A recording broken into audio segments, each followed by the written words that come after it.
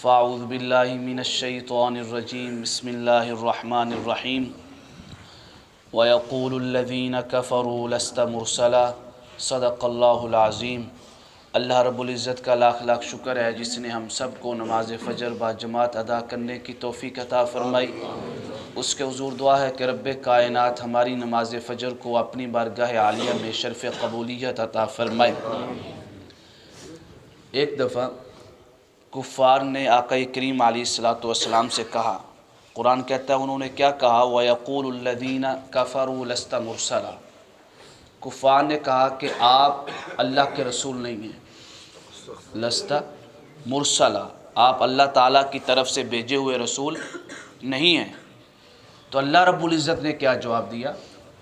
فرمایا کہ محبوب ان سے فرما دو، قل کفا باللہ شہیدم بینی و بینکم، کہ ہمیں تمہاری گواہی کی ضرورت نہیں ہے، مصطفیٰ کی رسالت کی گواہی دینے کے لیے میں ہی کافی ہوں۔ کہ اس بات کی گواہی دینے کے لیے کہ مصطفیٰ اللہ کا رسول ہے، میرا رسول ہے، یہ گواہی دینے کے لیے صرف میں ہی کافی ہوں۔ اگلی بات بڑی عجیب ہے، جتنا آپ شکر کریں جو لوگ بھی علماء کی مجلس میں بیٹھتے ہیں وہ کم ہے۔ فرمایا ایک تو میں کافی ہوں مصطفیٰ کی رسالت کی گواہی دینے کے لیے، وَمَنْ عِنْدَهُ عِلْمٌ مِّنَ الْكِتَابِ، اور دوسرے میرے علماء کافی ہیں۔ مصطفیٰ کی رسالت کی گواہی لوگ دیں چاہے نہ دیں، قیامت تک اللہ کا قرآن دیتا رہے گا اور علماء کی زبان دیتی رہے گی۔ تو لہٰذا علماء کی مجلس میں بیٹھنا یہ بڑی نعمت کی بات ہے، بڑی عظیم نعمت کی، کیوں کہ وہاں پہ دین کی تعلیم ملتی ہے، کوئی شرعی مسئلہ ملتا ہے، اور سب سے بڑی بات قال رسول اللہ، قال رسول اللہ، قال رسول اللہ۔ ہم کہتے ہیں نا کہ آپ صلی اللہ علیہ وسلم نے فرمایا، آپ صلی اللہ علیہ وسلم نے فرمایا، قرآن ہی تو کہہ رہا ہے کہ یہ گواہی تو ایسی ہے کہ ممبروں پر بیٹھ کر ہر عالم دیتا رہے گا کہ مصطفیٰ نے فرمایا، رسول اللہ نے فرمایا۔ یہ کون سی گواہی ہے؟ رسالت کی گواہی ہے نا۔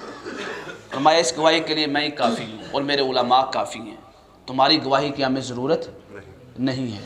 تو لہٰذا کوشش کریں، یہ صبح کا ٹائم ہوتا ہے 5 یا 10 منٹ، اپنے ساتھ اپنی اولاد کو، بچوں کو ساتھ لے کے آئیں، تاکہ کوئی نہ کوئی شاید ان کو بھی کوئی دین کا مسئلہ سمجھ آ جائے۔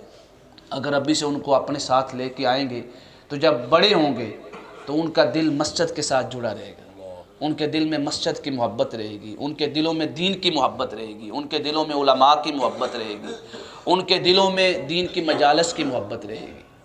تو لہٰذا یہ کام چھوٹا سا ہے، ضرور کیا کریں۔ اگر کوئی چھوٹا بچہ ہے نہیں آ رہا، اس کو لالچ دیا کریں۔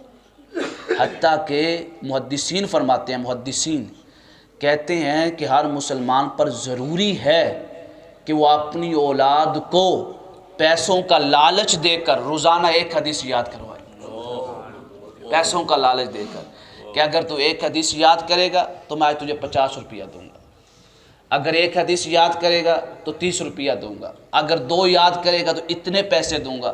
محدثین کہتے ہیں کہ ہم اپنی اولادوں کو پیسوں کا لالچ دے کر تاکہ ان کی رغبت بڑھے حدیث رسول کی طرف، ایک حدیث یاد کروایا کرتے تھے۔ ہم میں سے کون لوگ ہیں جو یہ کہے کہ اگر ہم صبح کی نماز میں جاتے ہیں، اے میرے بیٹے جو صبح درس قرآن ہو یا درس حدیث ہو، اس میں جو مسئلہ بیان ہو اگر تو مجھے آ کے بتا دے تو میں تجھے اتنے پیسے دوں گا۔ ہم جیب خرچ دیتے ہیں یا نہیں دیتے؟ باقی چیزوں کے لیے پیسے دیتے ہیں یا نہیں دیتے؟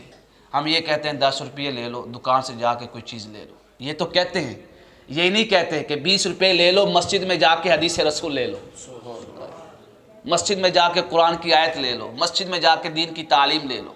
نہیں، دکان پہ بیچنے کے لیے پیسے دے رہے ہیں، مسجد میں بیچنے کے لیے، درس قرآن میں بیچنے کے لیے، درس حدیث میں بیچنے کے لیے ہم پیسے نہیں دیتے اپنی اولادوں کو۔ حتیٰ کہ اسکول میں جائیں تو ان کی جیبیں بری ہوتی ہیں، مدرسے میں آئیں تو جیبیں خالی ہوتی ہیں۔ کیسا دور آ گیا ہے کہ جس دین نے ہمیں سارا کچھ دیا، جو اس دین کو پڑھنے آ رہا ہے اس کی جیب میں کچھ نہیں ہے، اور جو ہمارے ساتھ جائے گا بھی نہیں، جو اس کو پڑھنے جا رہا ہے اس کی جیبیں بری ہوئی ہیں۔ کیوں ہم اتنا دور ہو رہے ہیں دین سے؟ اس لیے یہ طریقہ بڑا اعلیٰ ہے، اور بعض اولیاء سے بھی مروی ہے، علماء سے بھی مروی ہے کہ وہ اپنی اولاد کو رغبت دلانے کے لیے پیسوں کا لالچ دیتے تھے کیوں ایک وقت ایسا آتا ہے کہ آپ پیسوں کا لالچ دیتے ہیں، پھر ایک وقت ایسا آئے گا کہ پیسہ ان کے لیے کوئی معنی نہیں رکھے گا، بلکہ ان کے دلوں میں یہی لالچ ہوگا کہ پہلے پیسوں سے ملتی تھی حدیث رسول، اب دل چاہتا ہے کہ بغیر کسی لالچ کے قال اللہ قال رسول اللہ سنو بیٹھ کے، قال اللہ قال رسول۔ اس دیکھیں جب ہم کہتے ہیں قال اللہ، اللہ کی گواہی آ گئی، شہید اللہ انہ لا الہ الا اللہ، کہ اللہ کافی ہے اپنی گواہی دینے کے لیے بھی کہ وہ ایک ہے، والملائکہ اور فرشتے بھی گواہی دیتے ہیں، وَأُولُو الْعِلْمِ اور علماء بھی گواہی دیتے ہیں۔ گواہی تو ہو رہی ہے، ہر مجلس میں ہر عالم یہ ضرور کہتا ہے اللہ نے فرمایا، رسول اللہ نے فرمایا، تو جتنے بھی لوگ اس مجلس میں بیٹھے ہیں تو کیا وہ مصطفیٰ کی رسالت کی گواہی نہیں دے رہے ہوتے؟ تو وہ سارے لوگ اسی آیت میں شامل ہیں جن کی تعریف قرآن نے کی ہے، فرمایا کافرو ہمیں تمہاری گواہی کی ضرورت نہیں ہے کہ تم مانو چاہے نہ مانو کہ میرے محبوب اللہ کے رسول ہیں، میرے رسول ہیں، اس گواہی کے لیے میں کافی ہوں اور میرے علماء کافی ہیں، کیونکہ ان کی زبان سے ہر ٹائم نکلتا رہتا ہے قال اللہ قال رسول اللہ۔ یہ اتنا اعلیٰ لفظ ہے، اتنا اعلیٰ لفظ ہے قال اللہ قال رسول اللہ۔ محدثین سے پوچھا گیا کہ زمین پر چلنے والے لوگ ان میں سے سب سے اعلیٰ لوگ کون ہیں، سب سے افضل لوگ کون ہیں؟ محدثین فرماتے ہیں کہ اگر قرآن و حدیث کا مطالعہ کریں تو پتہ چلتا ہے کہ سب سے اعلیٰ لوگ جو ہیں وہ ہیں جن کی زبان سے ہمیشہ قال رسول اللہ قال رسول اللہ قال رسول اللہ، کہ رسول اللہ نے فرمایا، رسول اللہ نے فرمایا۔ کیوں؟ کائنات میں سب سے اعلیٰ ذکر اللہ کی ذات کے بعد کن کا ہے؟ مصطفیٰ کا ہے، اور یہ ذکر جن کی زبان سے ہمیشہ جاری رہتا ہے وہ علماء ہے، محدثین ہیں، فقہاء ہے، وہ لوگ ہیں جو درس قرآن و حدیث کی تبلیغ کرتے ہیں، جو دین پڑھاتے ہیں۔